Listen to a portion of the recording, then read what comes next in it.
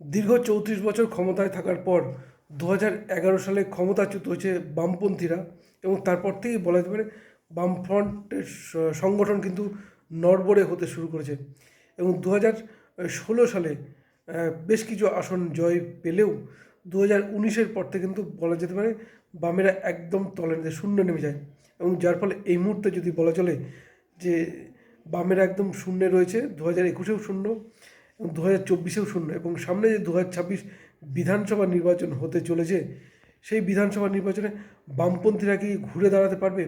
আর সেই ঘুরে দাঁড়ানোর জন্যই কিন্তু ২০ এপ্রিল অর্থাৎ সামনে রবিবার কিন্তু ব্রিগেডে সভা করতে চলেছে বামফ্রন্ট এবং সেই সভাতে ঘুরে দাঁড়ানোর একটাই লক্ষ্য যে ২০২৬ যে বিধানসভা নির্বাচন সেই বিধানসভা নির্বাচনে ঝাঁপিয়ে পড়া। কিন্তু প্রশ্ন হচ্ছে আদৌ কি পারবে ২০২৬-এ বামেরা খাতা খুলতে?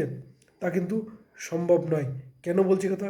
সব কিছু আলোচনা করবো আজকের এই ভিডিওতে। নমস্কার, আমি সত্যজিৎ পাল।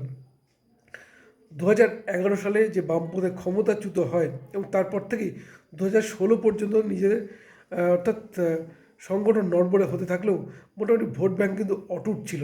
কিন্তু ২০১৪-য় মোদি দেশে ক্ষমতায় ফেরেন এবং তারপর থেকেই বিজেপির মুখে হাওয়া কিছুটা বাড়তে থাকে এবং তারপরে ২০১৬-র যে বিধানসভা নির্বাচন বিজেপি বিধানসভা থেকে ৩টি আসন পায় এবং তারপর যে পঞ্চায়েত নির্বাচন ২০১৮ সেইখানে শাসক দল তৃণমূল কংগ্রেসের সন্ত্রাস, সেই সন্ত্রাসের বিরুদ্ধে কিন্তু লড়াইটা দিতে পারেনি বামপন্থীরা এবং যার ফলে কিন্তু মানুষ, সাধারণ মানুষ বা বামপন্থীরা যারা কিন্তু বিজেপিতে সামিল হন, তখন কেন্দ্রে বিজেপি সরকার রয়েছে, সুতরাং অর্থাৎ পাল্টা যদি অর্থাৎ বিজেপি কেন্দ্রে যেহেতু বিজেপি, সুতরাং বিজেপি যদি পারে একটু আত্মরক্ষার জন্য তারা বিজেপিতে সামিল হয়েছিলেন এবং তার ফলে বিজেপি ব্যাপক বৃদ্ধি পায় এবং ২০১৯ যে লোকসভা নির্বাচন সেখানে বিজেপি ১৮টি আসন পায় এবং তারপরেই ২০২১ সেখানে বিজেপি চলে যায় ৭৭-এ, বামেরা জিরোতে নেমে যায়।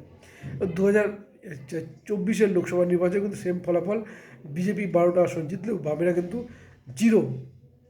প্রশ্ন যে সামনে ২০২৬ বিধানসভা নির্বাচন রয়েছে, বামেরা কি ঘুরে দাঁড়াতে পারবে? কঠিন এই কারণেই, তার কারণ বামেরা এই মুহূর্তে গত কয়েক বছরে বেশ কিছু তরুণ মুখকে কিন্তু সামনে নিয়ে এসেছে।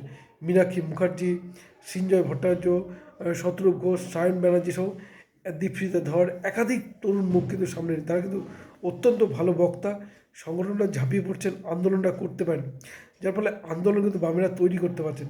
কিন্তু ২৬-এ বামেদের লড়াইটা কঠিন এই কারণেই মেরুকরণ, তার কারণ মেরুকরণের রাজনীতি। একদিকে রাজ্যের শাসক দল তৃণমূল কংগ্রেসের ভোটের টার্গেট কিন্তু সেই সংখ্যালঘু মুসলিম ভোট, অর্থাৎ যে 30% মুসলিম ভোটার রয়েছে সেই ভোট কিন্তু কোনো মতেই যাতে হাতছাড়া না হয় বা বামফ্রন্ট বা কংগ্রেসের দিকে না ঝুঁকে পড়ে, সেখানে কিন্তু আগাম কিন্তু সতর্ক তৃণমূল কংগ্রেস, যার ফলে বিভিন্ন সংখ্যালঘু মুখকে কিন্তু ইতিমধ্যে মাঠে নামে দিয়ে ফিরাদ হাকিম থেকে সিদ্দিকুল্লাহ চৌধুরী প্রত্যেকে কিন্তু অর্থাৎ সংখ্যালঘু ভোট অটুট রাখতে ঝাঁপিয়ে পড়েছেন। পাশাপাশি ইমামদের সঙ্গে বৈঠক করেছেন রাজ্যের মুখ্যমন্ত্রী মমতা বন্দ্যোপাধ্যায়।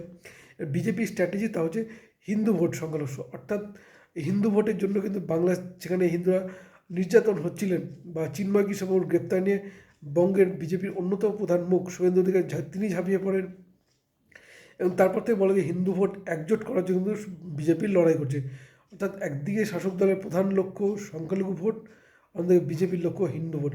এবং বলতে পারে আরেকটা জিনিস, তৃণমূল কংগ্রেস তারা কিন্তু হিন্দু ভোটে হাতছাড়া করতে চায় না, তা কিন্তু নানান পদক্ষেপেই কিন্তু পরিষ্কার। কারণ সামনে যে অক্ষয় তৃতীয়া, সেই দিন কিন্তু জগন্নাথ মন্দির উদ্বোধন করতে চলেছেন রাজ্যের মুখ্যমন্ত্রী মমতা বন্দ্যোপাধ্যায়, সুতরাং সব দিক বিবেচনা করে তিনি তার যে কুশলী রাজনীতি, কুশলী স্ট্র্যাটেজি তা বলার অপেক্ষা রাখেন। কিন্তু এইখানেই লড়াইটা মূলত বিজেপি বনাম তৃণমূল হয়ে উঠেছে। যেখানে ধুলিয়ানে, যেখানে হিন্দুরা আক্রান্ত হলেন, সেখানে মোহাম্মদ যেখানে খুন হয়েছিলেন, সেখানে কিন্তু বামপন্থের লোক ছিলেন, সিপিএম করতেন, অথচ মোহাম্মদ সেলিমরা কিন্তু সেইভাবে হিন্দুদের পাশে দাঁড়াতে পারেনি। সুতরাং তারা এখানে ব্যালেন্সড খেলেছেন, একদিকে মুসলিম ভোটও তাদের প্রয়োজন, অন্যদিকে হিন্দু ভোটও প্রয়োজন। অর্থাৎ এই যে মেরুকরণের যে রাজনীতি, তৃণমূল কংগ্রেস বনাম বিজেপি দুই পক্ষের যে মেরুকরণ রাজনীতি, এইখানেই কোথায় যেন বামপন্থীরা অপ্রাসঙ্গিক হয়ে ওঠার সম্ভাবনা রয়েছে। যদিও ২০২৬-কে মাথায় রেখে ২০ এপ্রিল যে ব্রিগেডে সভা করতে চলেছেন, হয়তো প্রচুর মানুষ আসবেন, সামিল হবেন, ভোট পার্সেন্টেজ কিছুটা বাড়লেও আসন সংখ্যা কিন্তু ঘুরে দাঁড়ানো যথেষ্ট কঠিন। এখানে কিন্তু বামফ্রন্টকে ভরসায় করতে হবে সেই কংগ্রেসকেই, তখন বিগত ২০২৪ যে লোকসভা নির্বাচন রয়েছে একমাত্র কিন্তু মোহাম্মদ সেলিম কিন্তু দ্বিতীয় স্থানে উঠে এসেছিলেন। তার কারণ অধীর চৌধুরী ক্যারিসিমা, অর্থাৎ কংগ্রেস ভোটটা কিন্তু পেয়েছেন।